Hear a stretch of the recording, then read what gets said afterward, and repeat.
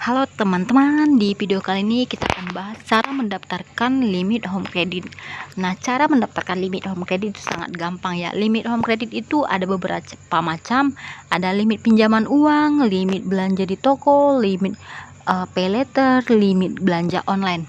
Nah, di sini kita langsung kasih tahu aja cara mendaftarkan aplikasi My Home Credit. Pertama, install aplikasi My Home Credit, kemudian daftar akun ya. Daftar akun My Home Credit. Teman-teman, jika sebelumnya sudah punya akun tinggal login aja sih, ya kan. Nah, sekarang setelah daftar, nah ini daftar menggunakan nomor handphone pribadi, masukkan tanggal lahir sesuai KTP, tentukan PIN kamu. Tentukan PIN kamu sesuai dengan yang gampang kamu ingat. Pastikan kamu tidak memberikan PIN kamu kepada siapapun. Nah, pada limit hingga 30 juta atau 20 juta ini bisa langsung klik gunakan pembiayaan. Nah, di sini kita tandain ya. Jadi klik aja gunakan pembiayaan ini untuk diarahkan kepada pengisian foto selfie dan foto KTP. Jadi setelah teman-teman klik gunakan pembiayaan ini, teman-teman diarahkan untuk pengisian data pribadi. Nah, data pribadi ini pastikan teman-teman mengisinya dengan benar ya. Pertama, untuk selfie atau foto KTP jangan pernah blur. Pastikan nggak ada cacat atau pantulan cahaya. Nah, selanjutnya di sininya, ini dia pengiriman KTP ya. Ini foto KTP. Jadi foto KTP ini harus jelas. Ini hanya contoh saja ya. Ini untuk contoh aja. Jadi tinggal foto KTP pastikan tidak ada foto yang kena pantulan cahaya, kena potong gitu ya. Nah, foto selfie selanjutnya ya. Foto selfie pastikan tidak menggunakan kacamata, tidak pakai topi, tidak pakai masker ya. Jadi harus dibuka semua topi, masker ataupun kacamata untuk hasil yang maksimal. Nah, setelah itu teman-teman tinggal save. Nah, selanjutnya akan diarahkan untuk pengisian data, mulai data pribadi ya, identitas diri, mulai nik, nama, tempat lahir, tanggal lahir, jenis kelamin, nama lengkap ibu kandung, dan data lainnya, misalnya alamat tinggal, alamat ke KTP. Ini teman-teman alamat tinggal, pastikan teman-teman mengisi di paling atas ya.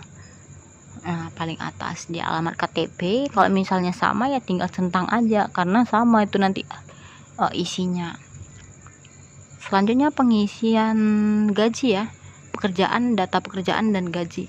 Nah, untuk data pekerjaan dan gaji ini pastikan teman-teman mengisinya maksimal ya, tidak terlalu sedikit. Karena apa? Penghasilan itu mempengaruhi limit dan approval atau mempengaruhi tingkat persetujuan. Kalau misalnya teman-teman buat terlalu sedikit, kemungkinan untuk disetujuinya itu tipis. Sedangkan untuk disetujui barangkali untuk mendapatkan limit aja susah ya. Jadi tentukan data penghasilan kamu yang benar, yang maksimal, hingga nanti teman-teman mendapatkan limit yang banyak dan pengajuannya disetujui oleh pusat. Oke, selain dari ini, hal-hal yang paling penting itu adalah cek di inbox aplikasi teman-teman apakah sudah mendapatkan limit. Periksa aplikasi inboxnya ya, inbox aplikasi My Home Credit. Jika sudah mendapatkan limit, perhatikan juga apa aja yang menjadi limit kamu. Apakah kamu mendapatkan modal, apakah kamu hanya mendapatkan belanja di toko doang, atau malah komplit gitu kan. Nah, di sini teman-teman kita bagi-bagi ya. Nah, paling atas ini belanja di toko. Jadi limit belanja di toko ini bisa kredit handphone atau yang lain-lainnya. Nah, belanja untuk modal usaha ini bisa pinjaman dana. Jadi teman-teman bisa mencairkan pinjaman uang dari Home Credit. Kalau misalnya dapat pinjaman uang, teman-teman tanpa harus ke toko, tanpa harus ke kantor, teman-teman bisa langsung cairkan uangnya dari rumah aja melalui aplikasi My Home Credit. Jadi nanti tinggal klik aja gunakan pembiayaan, teman-teman langsung bisa pengajuan. Nah, ini adalah contoh kredit barang ya. Kredit barang itu ada beberapa jenis. Nah, ini adalah untuk kredit atau pinjaman modal. Ini kredit uang yang kita kredit. Jadi cair dia itu ke rekening. Nah, tujuannya apa? Tujuannya untuk usaha, misalnya barang dagangan, untuk berdagang gitu. Nah, cairnya berapa? Misalnya pinjamannya 8,5 juta kurang 5%. Cairnya 4,075,000 gitu. Nah, adminnya itu 5% dari harga. Oke, untuk tenornya itu ada sampai 48 bulan. Tapi disarankan memilih tenor yang paling singkat sebisa mungkin ya.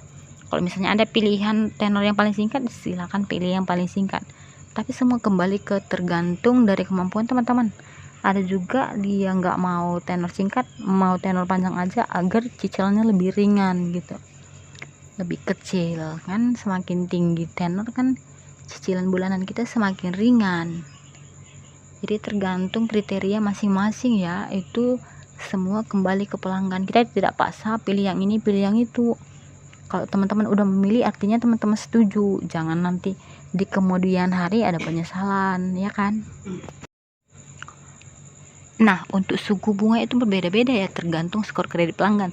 Kalau misalnya pelanggan itu tercatat di BI Checking atau OJK itu bagus, misalnya karena dia pinjam atau pernah kredit di tempat lain, terus pembayarannya bagus, jadi riwayatnya itu memiliki riwayat yang bagus ya. Jadi kemungkinan jika pengajuan di home credit dia dapat promonya itu bunga 0% atau bunga ringan.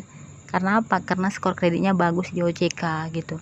Jadi untuk berapa persen bunganya itu tergantung data pelanggan, tergantung skor kredit pelanggan masing-masing. Oke.